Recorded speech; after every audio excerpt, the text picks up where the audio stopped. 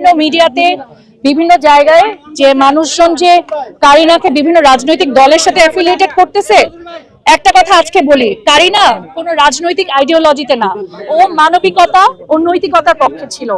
Kareena always, ও এত good human being, he has the best soul. Kareena সবসময় আমরা যখন ডিসকাস করতাম ফ্রেন্ডরা, কারিনা বলতো আমি চাই সেই লিডারই আসুক যার কারণে দেশের উন্নতি হবে।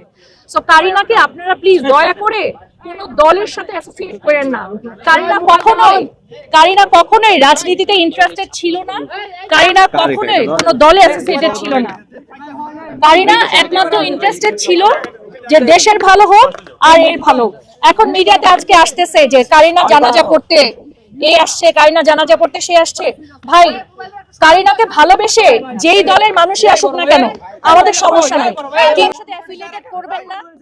আজকে কারিনা জানাজা যেই পড়তে আসুক না কেন, দে আর ওয়েলকাম। কারণ আমরা চাই কারিনার জন্য মানুষ ভালোবেসে আসুক, দোয়া করুক।